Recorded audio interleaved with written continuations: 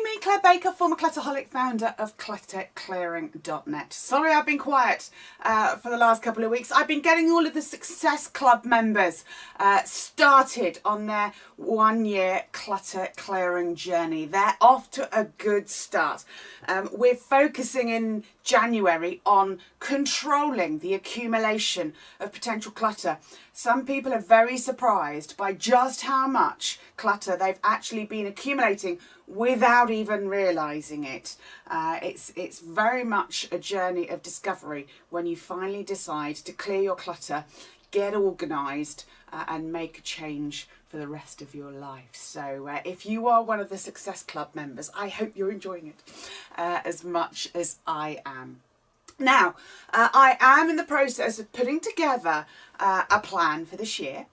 And that involves some short courses, some courses that are anywhere between 5 days and 30 days long on topics, challenges, issues that a lot of people struggle with.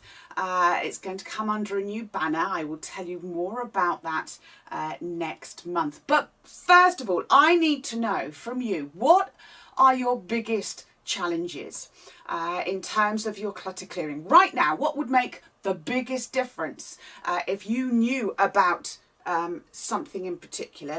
Let me explain. You may have already seen that I put a link to a quick survey, 2 questions.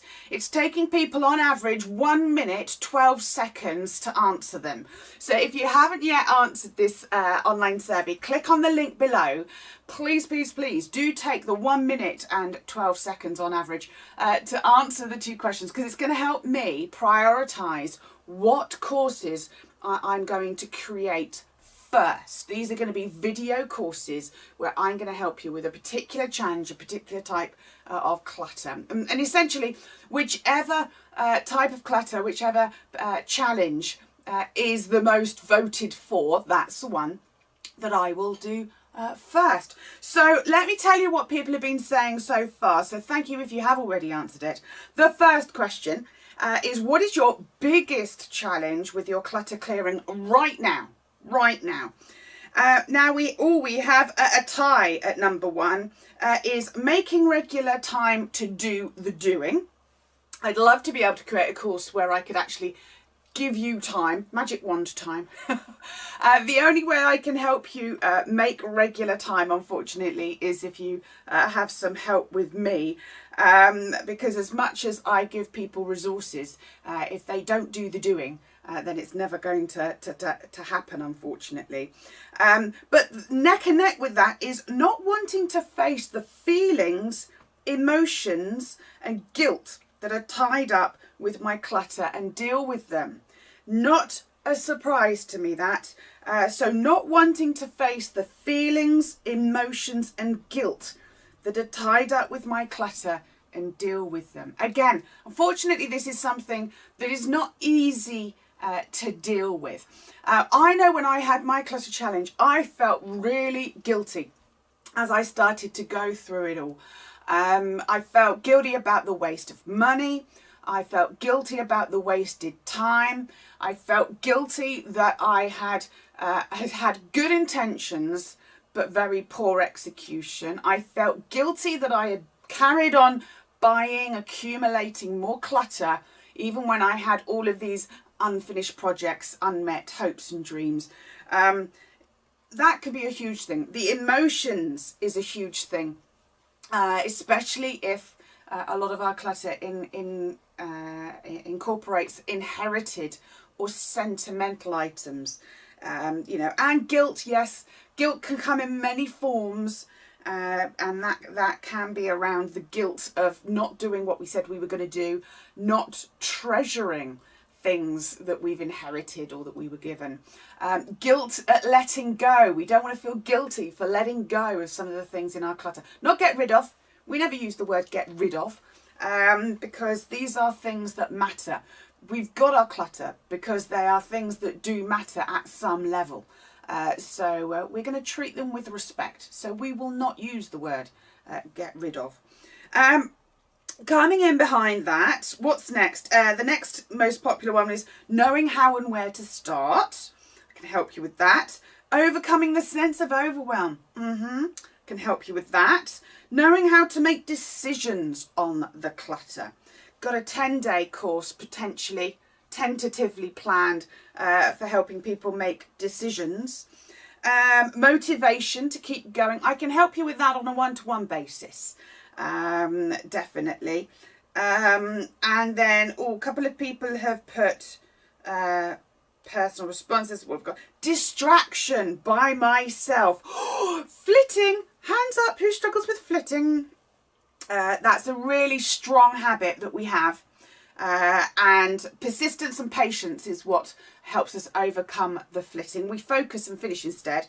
So whoever put that, don't worry, you're not alone.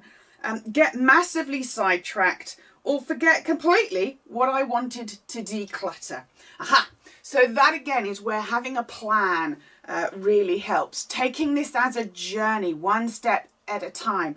Focusing and finishing on one room or area at a time means that you won't forget what you wanted to declutter. The distraction, the sidetracking and the forgetting all link together. That's all part of a cycle. So thank you for sharing if that was you. Somebody else has said, I like having what I'm currently using in sight on surfaces, but this conflicts with liking clear surfaces and also with the definition of currently. Yep. In the clutter clearing office here, I actually have shelves. I don't like cupboards. I am a visual person. That means that I am predominantly using my eyes. I like what I see. And therefore cupboards with doors on them don't work well for me because I don't have x-ray vision. And I can't see through them. And it's that one extra step, isn't it, of having to open the doors to see what you've got. Now, that can be useful when you've got a clutter challenge because you close the doors and then you can't see the chaos behind. You know it's there. It nags away at the back of your mind, doesn't it? But once we've cleared our clutter, it may be that you continue to like having what you're currently using in sight. But again, this person, it's very interesting. I like clear surfaces and also with the definition of currently. So again, what do we need? What will we use? And what time scale are we using? I think I would say that every client that I've worked with, certainly at the beginning, they say, well, I'm keeping that because when I've cleared my clutter, I'm going to do this with it. But of course, they never clear their clutter because they're holding on to everything and it becomes a vicious cycle. So whoever popped that on there, thank you for sharing. You are not alone. Then the second question was, what type of clutter do you struggle dealing with most? We have neck and neck. We have, and this doesn't surprise me, paperwork clutter and sentimental clutter. I think we can do a paperwork course, video course. We can also do a sentimental inherited online video course. That doesn't surprise me at all. That's always, in the 17 years that I've been helping people with their clutter, paperwork and sentimental have been the two biggest types of challenge. That's why we have a specific way of dealing with paperwork clutter and a specific way of dealing with sentimental and inherited clutter. Sentimental inherited things needed to be treated with huge respect. We still need to be realistic about what we do and don't need to keep.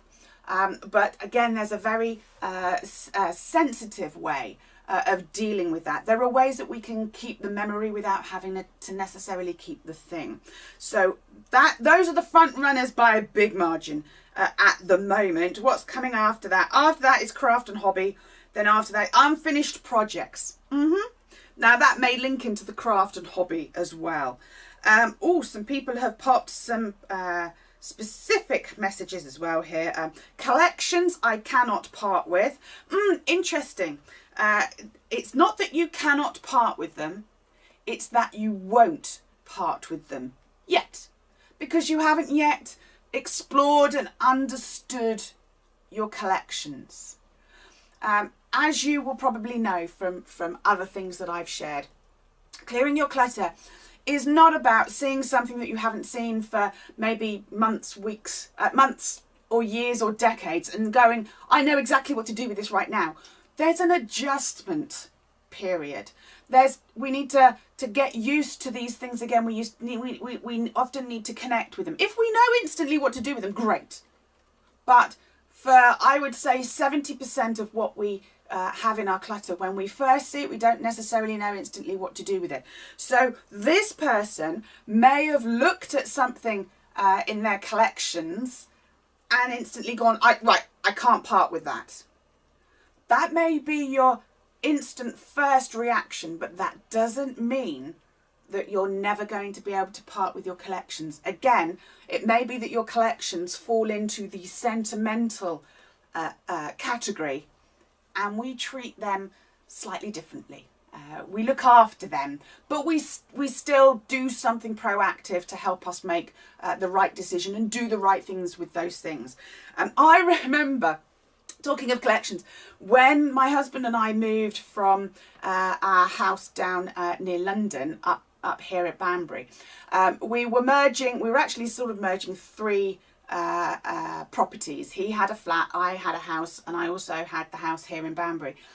So we had a house clearance at the house, my house that we were living in near London, and there was a lady who saw all the mugs. We were getting rid of mugs because we didn't need them, and she said, "Oh, fantastic! I'll add those to my mug collection." And I went, "Great! So tell me about your mug collection. Are they on display? Do you get to see them? Do they take long to dust? Blah blah blah." "Oh no," she said, "they're in boxes in the garage."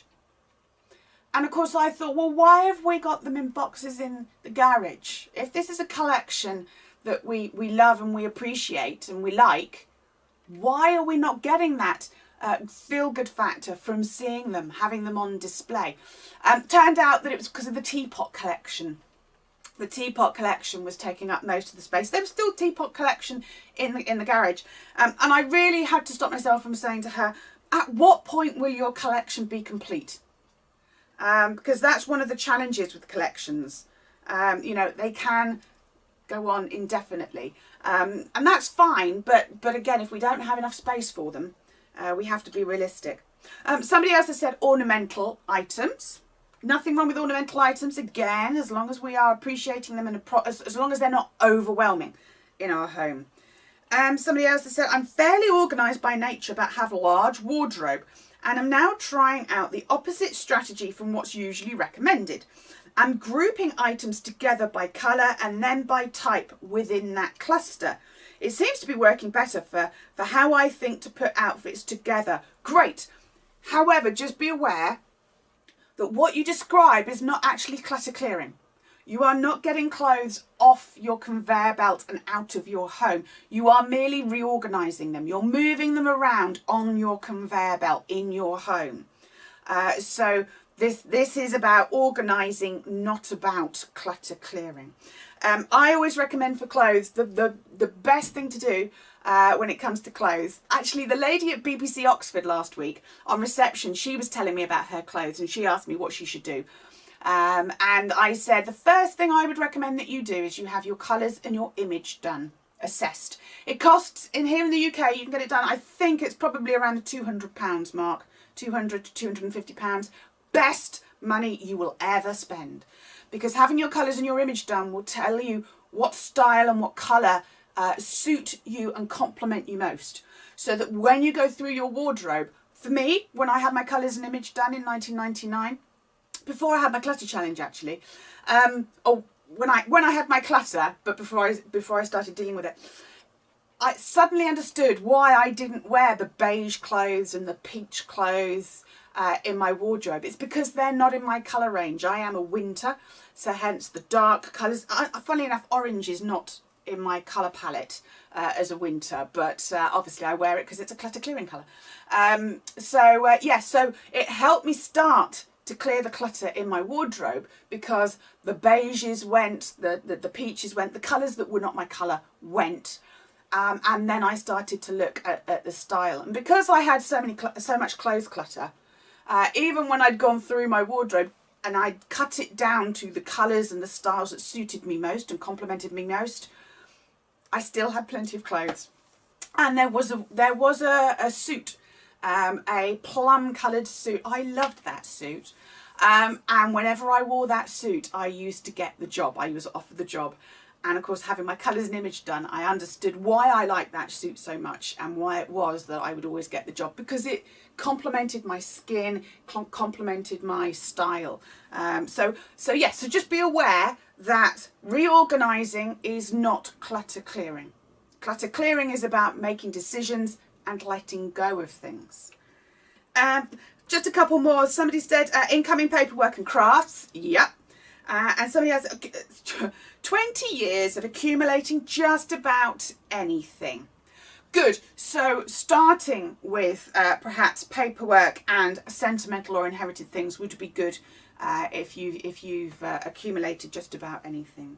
So thank you for those of you who have already answered those 2 quick questions. Like I say, on average it is taking 1 hour and 12 seconds. 1 hour? 1 minute. 1 minute and 12 seconds for people to actually answer those 2 questions. Do let me know. Do answer. Click on the link below. Fill in or answer those 2 questions, because at the end of January I will see where those responses are, and those are the video courses that I will create first. Okay, so if you want me to create a video course that is most appropriate for you, do click on that link below and let me know. All right, I'm going to love you and leave you. Have a good clutter clearing week, and I shall see you soon. Take care. Bye bye.